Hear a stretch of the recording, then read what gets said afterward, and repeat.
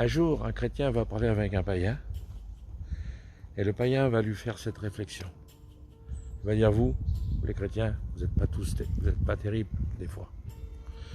Eh bien, en vérité, il n'a pas vraiment tort. Des fois, il y a vraiment des mauvais témoignages. Alors, le chrétien, un peu vexé, il va lui répondre, oui, moi je suis sauvé. Il est écrit, le sang de Jésus, son Fils, me purifie de tout péché. C'est écrit dans Jean 1,7 et on ne peut pas dire le contraire. C'est la Bible. Alors, qui a vraiment tort? Qui a vraiment raison? Est-ce que le païen a vraiment tort? Bien non.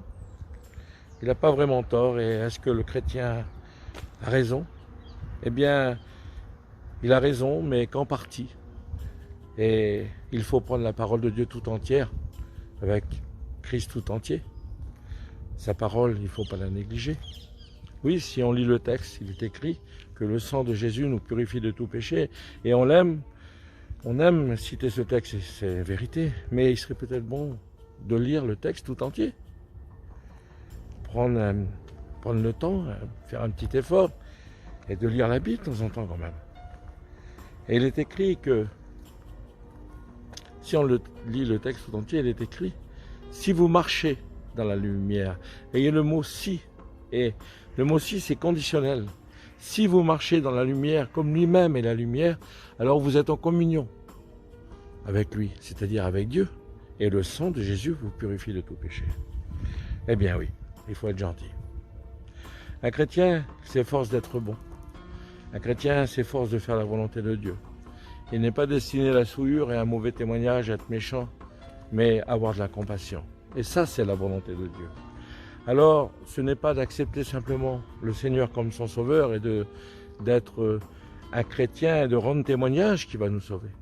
Mais c'est aussi de marcher dans la lumière, c'est-à-dire de marcher avec amour. Ce qui fait la différence, eh bien, qui fait toute la différence, c'est celui qui veut faire la volonté de Dieu, c'est marcher dans son amour. Eh bien, soyez bénis de Dieu. Toi qui n'as pas accepté Christ, accepte-le pour être sauvé. Et ensuite, trouve la Bible et tu verras dans n'importe quelle page de la Bible. Elle nous exhorte tout le temps à marcher avec justice, de s'éloigner de la souillure, d'être bon, d'avoir de la compassion pour ceux qui nous entourent. Sinon, ben ça sert à rien d'accepter Christ si vous ne voulez pas faire sa volonté. Alors ça marche de pair. Que Dieu nous y aide, que Dieu nous y donne des forces de faire sa volonté. Et je voudrais faire cette petite prière afin que tu puisses être béni aujourd'hui et dire dans ton cœur, Seigneur, aide-moi à faire ta volonté. Et je te le dis de la part du Seigneur, celui qui demande, il reçoit. Frappe, il t'ouvrira. Cherche et tu trouveras. Seigneur, je te demande ta grâce. Étends tes bonnes mains. Seigneur, étends tes mains d'amour parce que tu es vivant. Étends tes mains, Seigneur Jésus.